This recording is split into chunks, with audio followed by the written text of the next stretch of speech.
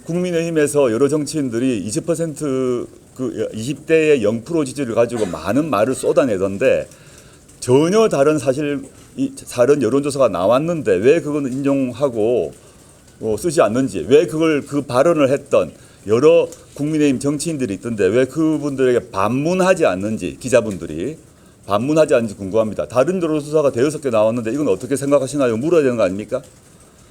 두 번째, 그 여론조사와 별도로 지금 기자님이 말씀하신 것 관련해서는 저희가 아직 20, 30대 그 청년 세대의 마음을 충분히 저희가 받지 못하고 있고, 이런 점을 저희 스스로 성찰하고 있고요.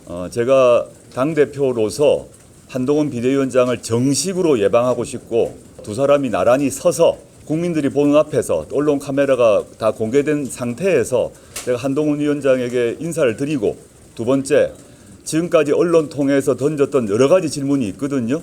저는 방송 스튜디오는 필요 없다고 생각해요. 이런 자리에서 얼마든지 만약에 그런 시간을 내주신다면 제가 지방에 있더라도 올라와서 국회에서건 또는 국민의힘 당사이든 상관없습니다. 나란히 서서 카메라 앞에서 제가 꼭 공개적으로 여쭙고 싶은 질문이 있습니다. 미디어 오늘 지지율이 계속 좀 올라가고 있는 상황인데 20대, 30대에서 지지율이 좀 안 나오고 있는 상황에 대해서 어떤 전략이라든지 청년 표심을 잡을 수 있는 전략 같은 게 있나요? 일단 지금 여러 언론에서 20, 30대 지지가 낮다 등의 얘기를 하는 게 그 출발이 한국갤럽의 지지 단중과 날짜는 정확하지 않습니다. 그 여론조사만 가지고 얘기하는 것 같습니다. 그 뒤에 나온 미디어 토마토, 스트레이트 뉴스 등등등에서 거의 대부분의 여론조사에서 18세에서 29세까지의 여론조사 그 지지율은 20% 초반을 유지하고 있고, 물론 그 20% 초반이 우리 조국혁신당을 지지하는 40대, 50대의 지지율보다 낮은 건 사실입니다. 그런데 지금 기자님께서 질문하셨던 것처럼 특별히 다른 세대별보다 낮은 건 아니에요. 그건 제 주장이 아니라 그 한국갤럽에서의 그 여론조사 하나, 그 이후에 다른 모든 여론조사는 20대가 20% 초중반을 유지하고 있습니다. 그건 팩트니까 확인해 보시라. 근데 그게 그 여론조사가 나왔음에도 불구하고 어떤 언론도 그 이걸 쓰지 않는데 저는 왜 안 쓰시는지 궁금합니다.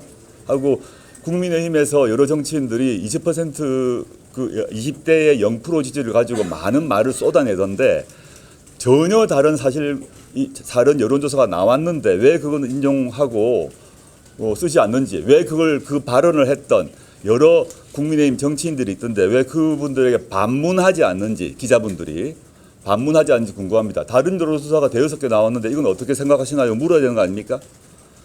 두 번째, 그 여론조사와 별도로 지금 기자님이 말씀하신 것 관련해서는 저희가 아직 20, 30대 그 청년 세대의 마음을 충분히 저희가 받지 못하고 있고, 이런 점을 저희 스스로 성찰하고 있고요. 앞으로 더욱더 가까이 가서 현재 우리나라의 20, 30대 청년들의 고통과 꿈에 대해서 더 많이 알고 더 많이 소통하려고 노력 중이고, 그런 정책 역시 준비 중에 있습니다. 두 가지는 구별해서 따로따로 말씀드리고 싶습니다.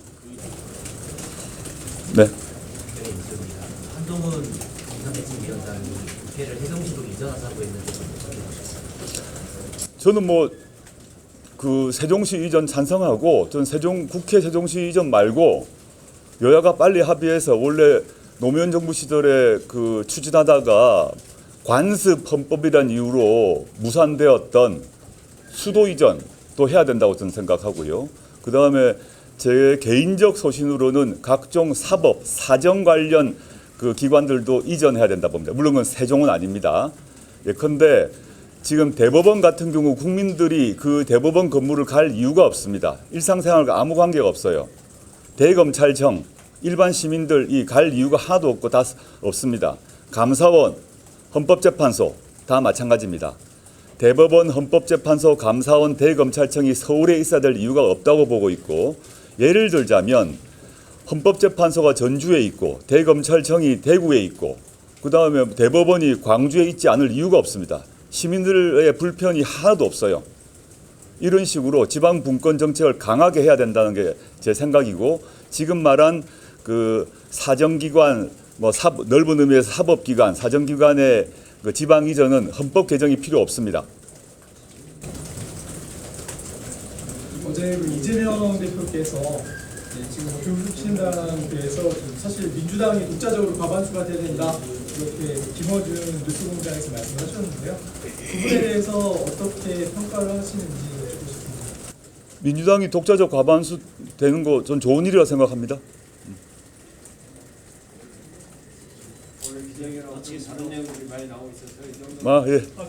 네네. 그 최규선 의관이 한동훈 비대위원장에게 그 1대1 토론 제안을 줬었는데 네. 지금도 유효하신지 하신다면 어떤 주제로 토론? 제가 사실 여러 번 진짜 뭐 창당 선언 후에 여러 기자회견 또는 뭐 기자 간담회 등에서 얘기를 했고요. 또 제가 창당 선언하고 창당대에서 당대표로 선출되고 난 뒤에 정식 예방을 하겠다고 저희 비서실장 통해서 한동훈 비대위원장의 비서실장에게 연락을 했고 지방 일정 때문에 어렵다고 얘기를 했습니다.